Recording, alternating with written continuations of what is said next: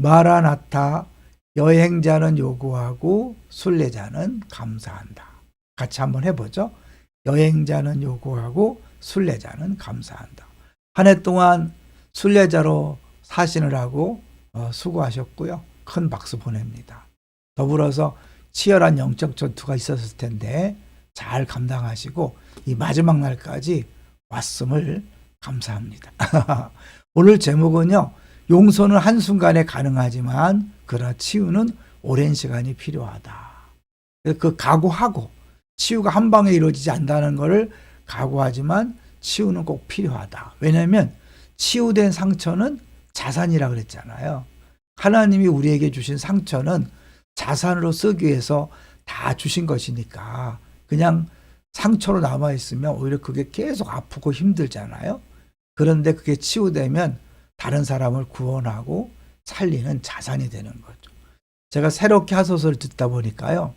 어떤 분이 아들 둘을 교회 수양해서 한꺼번에 잃은 거예요. 왜 이 부부가 막 정신이 없는 거죠. 웃어도 안 되는 것 같아요. 죄인처럼 느껴지는 거죠. 그런데 어떤 분이 찾아왔대요. 하나님이 보내주셔서 왔다고 하면서 이야기를 하더래요. 자기는 평생 애를 낳고 싶어도 못 낳았다. 그런 아픔이 있다. 그런데 하나님이 나보고 가서 위로하라 그런다.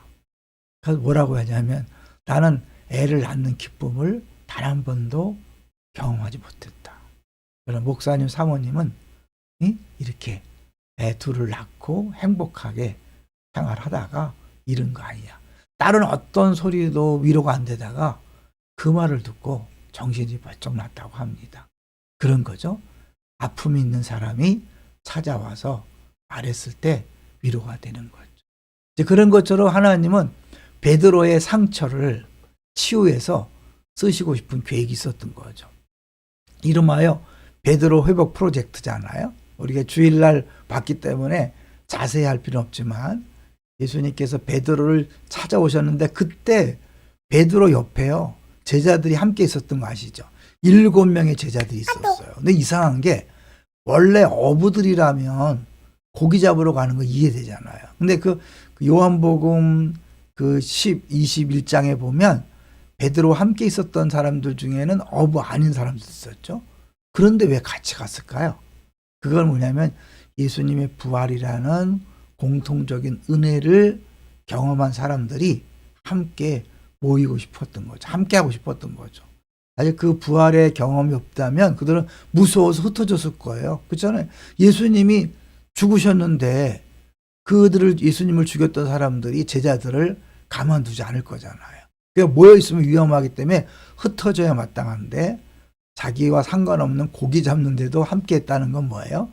그만큼 이들이 은혜를 받고 한 공동체로 그렇게 계속해서 모였다는 것을 보여주고 있는 거죠. 근데 거기 찾아오셔서 예수님이 모든 제자들에게 숯불을 펴놓고 생선을 굽고 떡을 구워서 그들을 대접하죠. 추위에 떨던 그들이 숯불 앞에서 맛있는 생선과 떡을 먹으면서 사랑을 느꼈을 거예요. 근데 주님은 거기서 끝나지 않았죠. 베드로를 위해서 3가지를 준비한 거 아세요? 이름하여 외과 의사의 수술 준비 3가지. 첫 번째는 숯불을 준비했죠. 아시죠? 불을 쬐면서 부인했기 때문에 숯불을 준비했고 3번씩이나 질문했죠. 비슷한 질문을. 왜요? 3번 부인했으니까.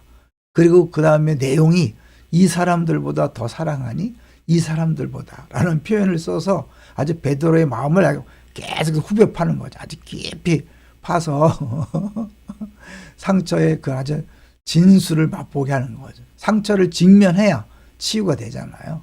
이제 그러고 나서 예수님이 묻죠. 우리 주일날 본 것처럼 예수님이 아가페 사랑으로 묻는 거죠. 나를 사랑하니? 근데 베드로는 오티 필로세, 당신을 필로스의 사랑으로 사랑합니다. 그리고 다시 2번째 아가파스메, 나를 아가페로 사랑하니? 그래서 이게 오티 필로세, 똑같이 필로스의 사랑으로, 필리아의 사랑을 사랑합니다. 그랬더니 예수님 3번째는 그래? 그러면 필레스미, 나를 필로스의 사랑을 사랑하니? 그랬더니 베드로가 역시 필로세. 똑같아요. 베드로의 대답은 똑같아요. 근데 예수님의 대답을 바꾼 이유가 뭘까요? 이거는 사실 학자들은 요한복음을 보면 이미 요한복음에서는 아가페와 필로스를 상호 교창 사용한다는 걸 볼 수 있어요. 3장 35절, 5장 20절에 보면 똑같은 문맥이지만 다른 단어를 쓰는 거죠. 그런데 일이 있기 때문에 별 의미가 없다라고 할 수 있는데 예수님과 베드로가 헬라어로 대화한 게 아니잖아요. 그죠?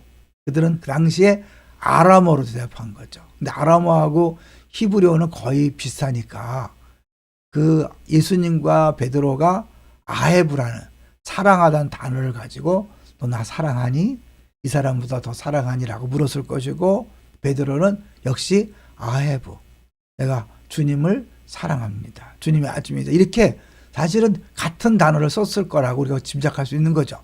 그러니까 그거를 다 옆에서 들었던 요한이 왜 굳이 헬라어로 번역을 할 때 같은 단어를 쓰지 않고 아가페와 필로스라는 단어를 번갈아 가면서 썼을까? 여기에는 또 뭔가 의미가 있겠죠. 그냥 무작정 요한복음에 그 단어를 번갈아 썼으니까 아무 의미 없다라고 말하기는 좀 그렇다고 볼 수 있는 거죠. 근데 예수님께서 이제 3번 묻죠. 한 번이 아니라 3번 물으니까 베드로가 근심했다. 근심이 그냥 걱정이 아니라 뭐예요? 아주 고통을 가하다는 거잖아요. 그래서 예수님이 그 상처에 직면하기 위해서 그냥 대충 넘어가시는 게 아니에요. 그 아픔을 그대로 다 느끼게 하는 거죠. 그렇게 어떻게 보면 좀 짓궂을 정도로 가혹할 정도로 그렇게 하는 이유가 뭐라 그랬죠? 우리 말씀드렸어요. 공적으로 베드로는 예수님을 부인했기 때문에 공적으로 회복할 필요가 있는 거죠. 많은 목사님들 중에 공적으로 범죄를 저지른 것이 드러났지만 그냥 넘어가는 경우가 있죠. 안 된다는 거죠. 공적으로 회복하는 과정이 필요하다는 것을 본문이 보여주고 있는 거죠. 우리 또 중요한 걸 볼 텐데요. 예수님께서 처음 베드로를 부를 때 물고기 잡는 기적으로 찾아오셨죠. 그리고 나를 따르라. 그때는 사실은 사람을 낚는 어부가 되게 하겠다 그랬잖아요. 전도에 대한 거죠. 우리가 제1010 사역 공동체에서 전도, 사람을 낚는 어부다. 그래서 이때는 그물이 찢어졌다고 표현이 있어요. 그물이 찢어졌다. 근데 이제 2차 때는 나를 따르라 그러면서 내 양을 먹이라 그랬잖아요. 그러니까 이제는 목양이죠. 1차 때는 전도를 위해 불렀다면 2차 때는 내 양을 먹이라는 목양을 리더기 때문에 재미난 표현은 그물이 찢어지지 않았다. 전도를 통해서는 전도하다가 사실은 그 떨어진 양도 마치 다 오니까 그러나 일단 양육에 들어가면 목양에 들어가면 한 영혼도 놓칠 수 없는 거죠. 이제 그렇게 예수님이 3번 묻고 내 양을 먹이라 내 양을 먹이라 그랬는데 여러분 내 어린 양을 먹이라 그럴 때 처음에는 먹이라 3번째도 먹이라 가운데는 치라 A-B죠. 근데 이게 이 치라는 게 헬라어로 포이마이노인데 이거는 결국 이 포이멘 목자라는 데서 나온 거잖아요. 그러니까 결국 이게 목사, 목자 그런 뜻이기 때문에 이 베드로에게 예수님께서 강조하시는 것은 목양해라. 네가 목자로서 양들을 잘 먹이고 살펴라라고 그렇게 말씀하고 있는 거죠. 그럼 오늘날 우리에게는 어떻게 적용할까요? 우리도 주님이 사랑하냐고 묻죠. 날 사랑하니? 그렇다면 오늘날 우리도 우리에게 맡겨진 영혼들을 양을 잘 먹이는 목자가 될 필요가 있죠. 목자가 되기 위해서는 풀과 푸른 초장과 맑은 시냇물가로 데려가야 되는데 우리가 푸른 풀을 만들고 물을 만드는 사람은 아니잖아.